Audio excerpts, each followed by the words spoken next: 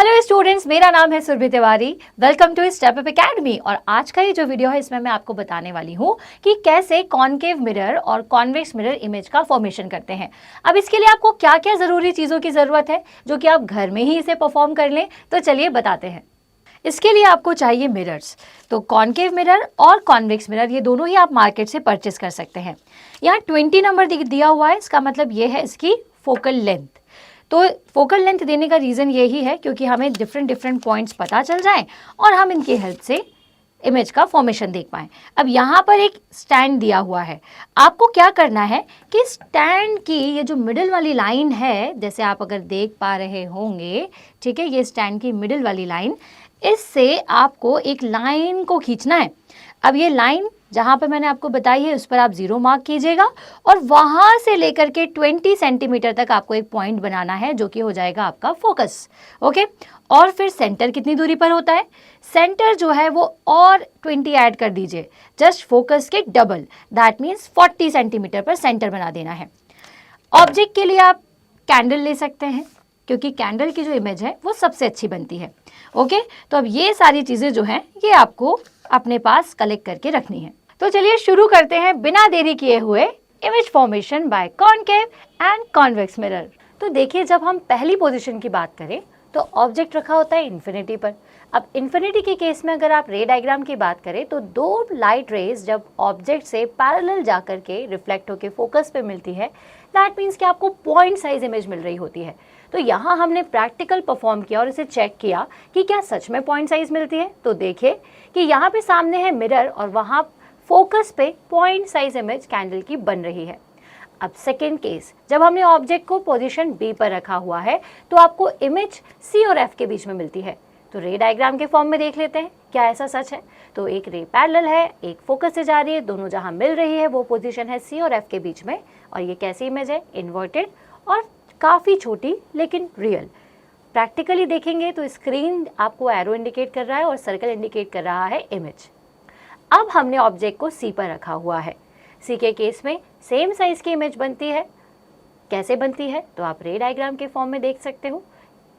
Okay, तो image का size जो है बिल्कुल सेम होना चाहिए इस केस में। तो हम इसे चेक कर लेते हैं कि रियल लाइफ एग्जाम्पल के तौर पर देखें तो ये कैसा नज़र आता है।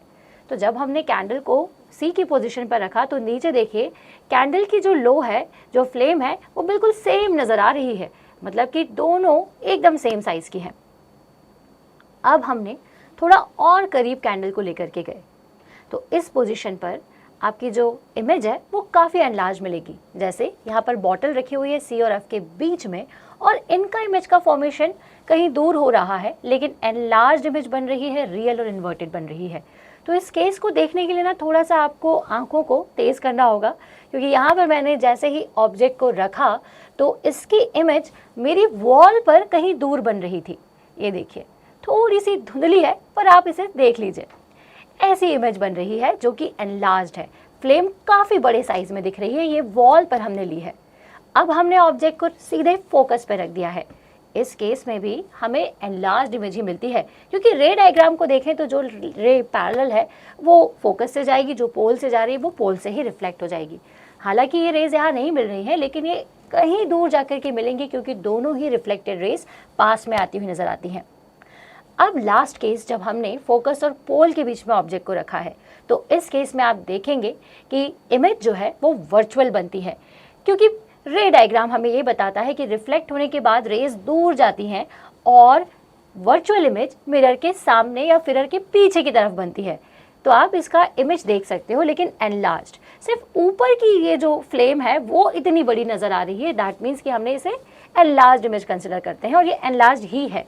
ओके, तो यहाँ से हमने कॉनकेव समझा। अब देखते हैं कॉन्वेक्स मिरर के केस में क्या क्या केसेस होते हैं। कॉन्वेक्स मिरर के केस में ऑब्जेक्ट कहीं भी हो हमेशा पॉइंट साइज इमेज ही आपको मिलती है। तो इसके लिए हमने सबसे पहले तो इनफाइनाइट पर ऑब्जेक्ट को मिरर के सामने रखा। तो देखिए पूरी की पूरी कैंडल मिरर के अंदर नजर आ रही है। लेकिन अब हमने क्या किया, ये तो इनफाइनाइट है, अब हमने इन्फिनिटी और पोल के बीच में कहीं भी, मतलब प्रिंसिपल एक्सेस पर ऑब्जेक्ट को रखा हुआ है। तो अब देखो प्रिंसिपल एक्सेस के केस में भी हमेशा ऑब्जेक्ट की इमेज पॉइंट साइज है। चाहे मैं ऑब्जेक्ट को पीछे ले जाऊं, चाहे मैं ऑब्जेक्ट को आगे ले जाऊं। तो यहाँ से मैंने आपको बताए हैं कॉनकेव और कॉन्वेक्स के। अगर आपको रे डायग्राम समझना है या फिर ये जानना है कि क्या होती है वर्चुअल इरेक्ट इमेज और कैसे इमेज का फॉर्मेशन होता है, डिटेल में जानना चाहते हैं, तो इसका वीडियो भी मैंने ऑलरेडी बनाया हुआ है, जो कि आप स्टेप अप एकेडमी के थ्रू क्लास 10th के वीडियोस में जा करके देख सकते हैं। आई होप आज का ये जो प्रैक्टिकल हमने परफॉर्म करके देखा है ये आपको क्लियर हुआ होगा। ऐसे ही सारे वीडियोस को देखने के लिए मेरे साथ जुड़े रहिए और देखते रहिए स्टेप अप एकेडमी। सब्सक्राइब करना बिल्कुल भी मत भूलिएगा। हम मिलेंगे नेक्स्ट वीडियो में, तब तक के लिए थैंक्स फॉर वॉचिंग।